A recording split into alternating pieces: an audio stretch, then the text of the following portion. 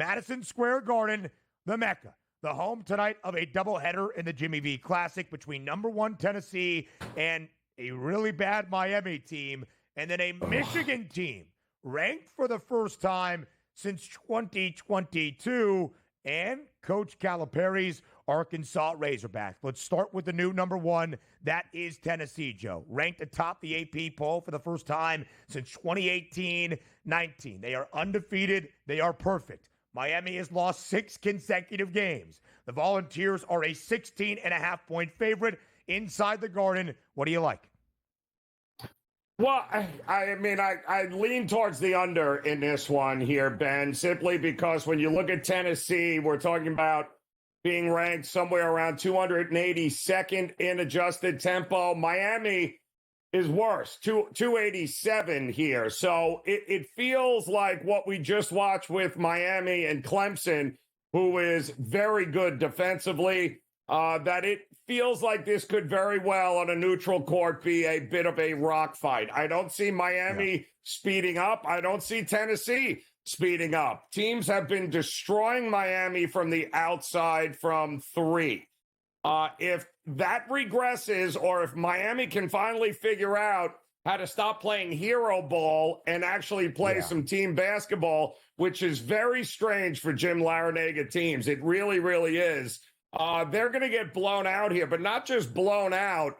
They're not going to have a lot of success scoring here, which is why the scenarios to me lead to under 144.5, 145, Ben, here. The pace will be slow, and maybe, just maybe, enough is enough for Miami, and they come out with some effort. Listen, the Vols, the number 1 team in the AP top 25, second most efficient defense in the country, according to Kenneth Pomeroy. Tennessee has played 4 power conference opponents this year. They have won all 4. They have covered in all 4 in a rout of Syracuse in Brooklyn. Yes, my alma mater, that is now a football school. A couple of weeks ago, the Orange were the only team, Joe, to score more than 62 points against Tennessee. Syracuse scored 70, but again, that was a blowout. Syracuse made it a little bit tight at a point in the second half, lost the game by 26. My bet for this game, Miami team total under 63.5, because as you mentioned, the Hurricanes are struggling. They have lost 6 in a row against some teams that are very questionable to lose games against, and they have not been great offensively. Here's a really intriguing game inside MSG. Michigan vaulted into the top 25, not just the top 25, top 15, number 14, Maize and Blue in year number 1 under Dusty May. Michigan has lost just once this year. It was against Wake Forest in a game that actually is not going to age all that well, but still a power conference loss. Arkansas has played a couple of power conference teams. They have not been all that great. Outside of a win against Miami, by the way, part of that 6-game slide for the Canes. They have not covered as the underdog against either Baylor or Illinois, that being Coach Cal's Hogs in power conference competition. Just 2-7 against the spread this year for the Razorbacks. Michigan laying 3.5 inside Madison Square Garden. What's the play here for our second of our doubleheader tonight in the Jimmy V Classic? Well, you got 2 teams, new coaches, total roster turnover for both. I love the makeup. I love Dusty May. I was a big fan of him here at FAU, Ben, as you know. And you could expect a lot of things from them. You can expect them to play absolute suffocating defense and really get after you. They've got the shooters. They work to get guys open. The points have been phenomenal for them. Their depth, but they also turn the ball over a ton. And that's part of the deal and the growing pains for Michigan right now. I'd like to see fewer turnovers, and if they can keep the turnovers to a minimum, I mean, they're averaging, I think, 15 a game, Ben. That'll get you killed against a team like Arkansas with Calipari. But I like their size, I like their rebounding, and I love their elite defense here of Michigan. I like them in this game in a big way. Me as well, laying 3.5 points. If you don't know the name, start to learn it. The 7-foot Yale transfer that plays like a point guard in Danny Wolf. His points prop tonight against Arkansas is 12.5. He has scored at least 13 in 3 straight, including 2 huge rank wins at the time for Michigan against Xavier in a non-conference tournament against Wisconsin in the Kohl Center just a week ago. Speaking of Wisconsin, it's a Big Ten bash once again tonight. The Badgers lost both of their games last week to the Maize and Blue at home in the Big Ten opener, non-conference but in-state showdown, and a top 15 tilt against Marquette. Wisconsin remains in the top 25, but a road trip to Champaign. Joe Ranieri, as always, you are the best of the best. You got a busy day, so maybe we'll let you go here. We go to John Rothstein up next on the Early Line. Live right here on this Tuesday on the Early Line on SportsGrid. A big night in college hoops. It might only be December, but it's a marquee matchup type of night around the sport of college basketball. If it's only December, if it's a Tuesday on the Early Line, that means that John Rothstein joins us here on the show on behalf of the FanDuel Sportsbook. Already suited up. The tie is knotted and tied. He's going to be in studio tonight for a huge Tuesday night of college hoops there with CBS Sports. Rothstein, as always, we appreciate the time. Thanks for being here on SportsGrid. Great to be with you, Ben. Jimmy V Classic, John Rothstein, inside Madison Square Garden in the greatest city in the world, that being New York City. But we start out with a champagne party. A Big Ten bash tonight in Illinois.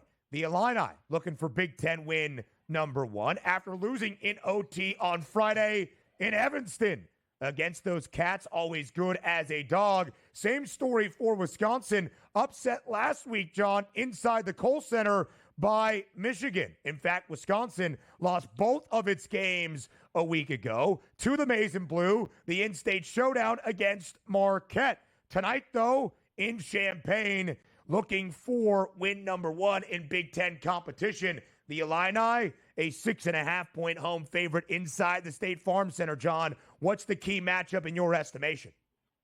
Well, I think you have to look at what Illinois does defensively against John Tonje, who did not have a great game on Saturday against Marquette, but has played like a first or second team All-American so far this season. But Ben, when you look big picture right now, this is a litmus test type week for Illinois and Brad Underwood. Are the Illini going to be a team that just has a lot of unique long-term prospects with great upside like Yakachonis, Ivasic, and Will Riley? Or is Illinois going to be a bona fide contender for the Big Ten regular season title and a high seed in the NCAA tournament? After tonight's tilt against Wisconsin, Tennessee will visit Champaign on Saturday. That is a gargantuan 5-day stretch for the Illini.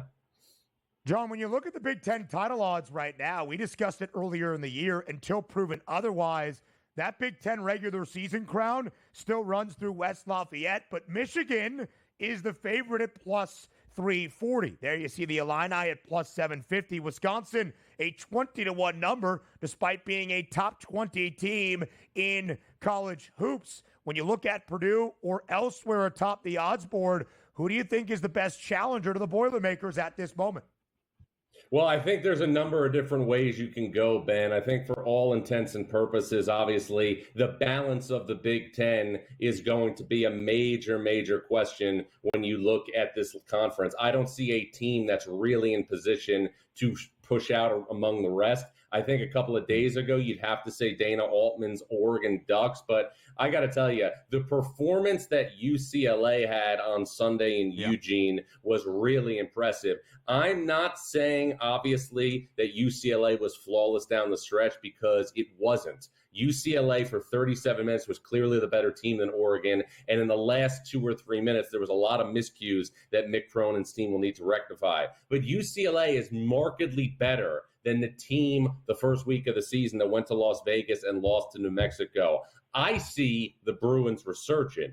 I see unparalleled depth in the Big Ten. And I see a team that looks to be a force in that league. UCLA is a unit right now that doesn't have a Jaime Jaquez, that doesn't have a Johnny Juzing, but the whole looks greater than the sum of its parts in Westwood.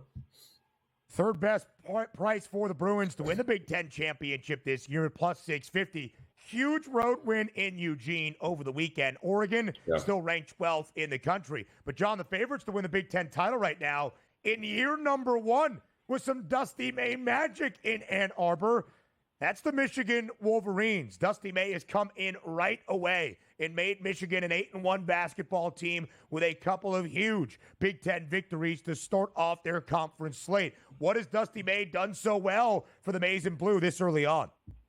Great offensive balance. 4 guys averaging in the neighborhood of 12 points a game. Trey Donaldson, Roddy Gale, Vlad Golden, and Danny Wolf. And the Wolf and Golden combination looks like potentially the best power forward center combination in all of college basketball. This is a brand new team in Ann Arbor, but one, again, that has been anchored by great point guard play. Trey Donaldson at Michigan is vastly better than the Trey Donaldson that we saw at Auburn last season. Michigan also has stacked wins over power conference competition. The Wolverines are 2-0 in the Big Ten, wins against Wisconsin and Iowa. The Wolverines beat Xavier, beat Virginia Tech, and beat TCU. That means Michigan is 5-0 against power conference competition, with the exception of the loss it took in Greensboro against a solid Wake Forest team. Dusty does not sleep in May.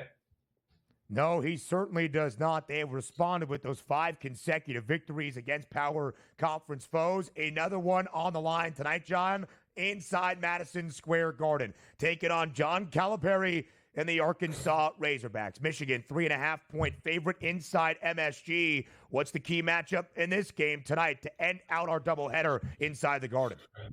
The post defense of Arkansas on that tandem we just talked about for Michigan, Golden and Wolf. You know, I was on the broadcast crew on Thanksgiving Day for the Arkansas-Illinois game in Kansas City. And the big issue that, you know, Arkansas had was defending the three-point line, especially when you look at their bigs and their inability to stay with Tomislav Ivicic of Illinois.